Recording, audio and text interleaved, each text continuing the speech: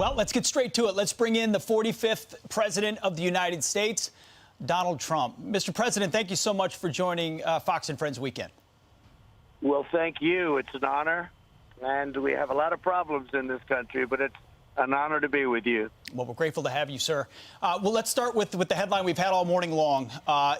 What's happening in Russia, what's happening in Ukraine. The White House right now is saying an attack could happen at any time. On your assessment, where are we and how did we get here? Well, first of all, it's shocking because this should have never happened. It should have never happened. It would not have happened. And how we got here is when they watched Afghanistan and they watched the most incompetent withdrawal in the history of probably any army, let alone just us. They saw that, and President Xi and President Putin, watch what happens with China very soon, but with Taiwan. But they watched that and they said, what's going on? They don't know what they're doing. And all of a sudden, I think they got a lot more ambitious. I think Putin really wanted to negotiate for a period of time. I think when he watched Afghanistan, when he watched that unbelievably bad withdrawal, incompetent, where they took the military out first, where they left $85 billion worth of equipment behind for the Taliban to have and to sell and to use. And, of course, the death that happened. When they watched all of that, I think they got emboldened. President Trump, Joe Biden is scheduled to be on a call today with Vladimir Putin. What do you think he can say? What should he say? If you were in office today, what would you say to Vladimir Putin? Well, I wouldn't be in this position because we're in a very bad position right now. And it would have, as I said, it would never have happened. I know him very well, got along with him very well. I stopped his pipeline. I sanctioned them more than anybody ever sanctioned them. Nobody was ever tougher on Russia, but I got along with Putin very well. We respected each other. I think you have a whole different ballgame right now. This is just an exercise. He's not going to tell him anything, and I don't think Putin's at this point going to be listening. It's going to be very interesting to see what he does in terms of the depth. Will he take a small piece? When Biden originally said he's going in, everybody was like, did he just say that? Nobody could believe it, but he said it. And it was almost like a card. Ukraine went crazy when he saw that, when they heard that, the president. But now the phone call, I think, is perfunctory. I don't think much is going to come out of it. Yes, sir. Republicans have introduced a bill that would block aid to Ukraine until our southern border is secure. The thinking is, why would we be worried about a border in Europe when there is a disaster happening right here at home? Do you think that those two issues should be linked? Well, I certainly understand how people feel. We had the strongest border we've ever had, our southern border. We were 3 weeks away from finishing the wall after going through 2.5 years of lawsuits with the Democrats and winning them all. We were 2.5, 3 weeks away from, think of it, finishing the wall, which is largely, frankly, finished anyway. It's a tremendous help. We had the best numbers in the history of our country on the southern border. Very little was coming in. Very few people were coming in other than coming in legally. We had the lowest drug numbers, the best drug numbers in the last 32 years, and they were getting much better rapidly. And all of a sudden, this guy takes over, and the border is opened, and we have millions of people. I think it's 10 million. They say 3 million. But people coming in, countries all over the world are releasing their prisoners into our country. We're like a dumping ground. So I can certainly understand how people feel when they say, let's try and tie one to the other. We fight for other people's borders, but we don't fight for our own border. We had the strongest, the most secure border we've ever had at the south, and Mexico was great to me. They helped us. It gave us 28,000 soldiers free of charge, because otherwise we would have, as you know, tariffed all of their cars and things coming in. And we got along great with Mexico. We had the Mexico stay in Mexico policy. Now it's called stay in the United States. Whoever you are, just come on in. No, it's a very terrible thing, and I must tell you, I do understand how they feel when we're fighting for other countries, but we're not fighting for our own. Yeah, Mr. President, not only are we fighting for our own, we're facilitating that transportation with secret flights in the middle of the night, things you've heard about as well. But I want to go to our other border, if we can, Mr. President, and the idea of truckers and the trucker freedom convoy that's happening there, not just in Ottawa, but now on trade routes along the Canadian border. You've heard what, who you call them Justin from Canada, what Justin Trudeau has said about them. He's characterized them as racist, as bigots. But their message has been clear from the beginning, Mr. President. The list of their demands has been terminate vaccine passports, terminate vaccine mandates, and stop the divisive rhetoric. They've been straightforward. They want freedom. What's your message to both the Freedom Convoy and Justin Trudeau?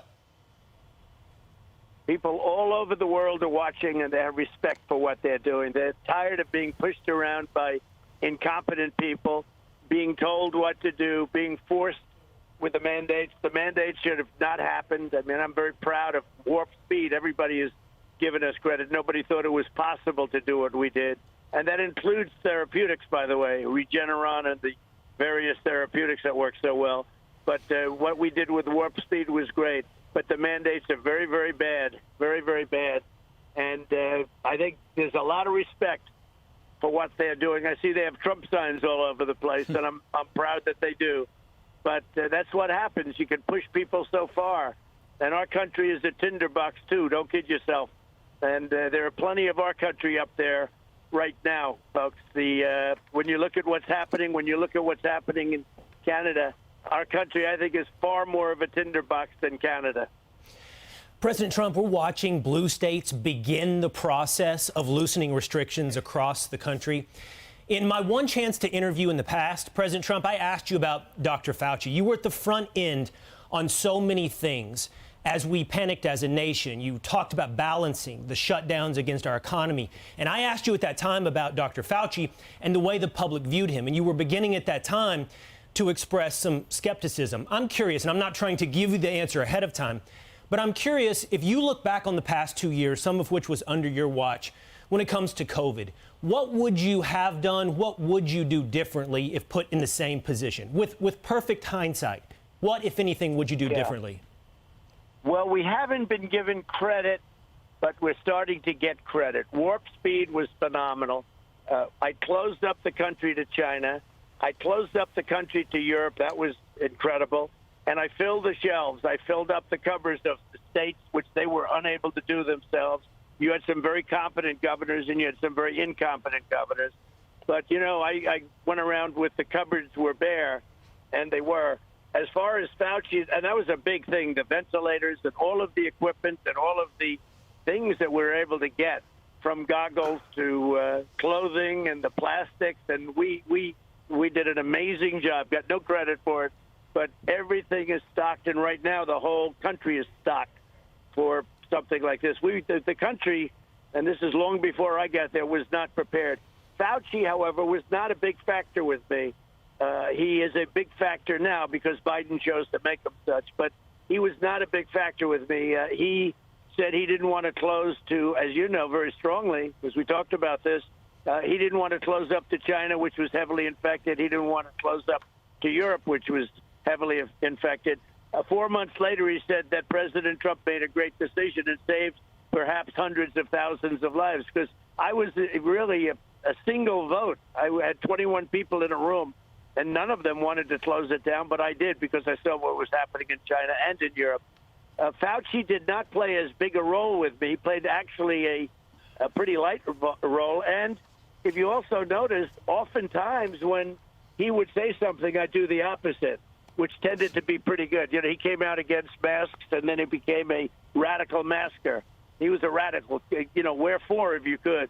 But at the very beginning, if you look back early on, he was against masks. I mean, he had some very different views. But he was not a big factor with me. I didn't get to see him too much. I didn't deal with him too much. I made my own decisions, and they were great decisions. And I let the states run. So whether it's Florida, Texas, South Dakota, if you take a look at some of the states, South Carolina, they did a terrific job. The governor did a terrific job. But I let the states run and make those decisions. And frankly, the Republican governors did a far better job than the Democrat governors. But Fauci was not a big factor. as far as I was concerned. He became a very big factor once Biden came in, and then it's almost like he couldn't make a move without asking Fauci. Well, Mr. President, over the past week, something very interesting has happened. Several Democratic governors have dropped mask mandates, or at least pulled back on mask mandates. And there's this clip that's going viral. It took place at a Las Vegas school. Children so excited that they don't have to wear their masks to school the next day. Take a listen to what that sounded like. Watch this. Starting tomorrow, we don't have to wear masks anymore.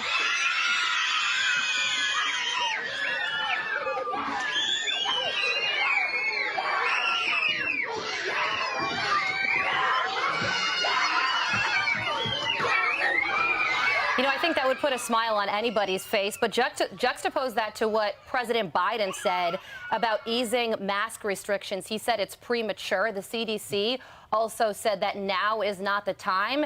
If now's not the time, when is? Well, first of all, that's adorable. It should have happened a long time ago. And everybody says that the mask for the new variant, at least, is virtually ineffective. I mean, totally ineffective. So I don't know what they're doing and why they're doing it. But they've come out and said that the mask has almost no impact, especially on the new variant. And I just don't. It's inconceivable what's going on. But a lot of the states are opening up, and I think politically it would be unacceptable. They're just not going to be able to hang out too much longer. It's ridiculous. But, you know, that clip is so beautiful to watch. But it should have happened a long time ago. Yeah.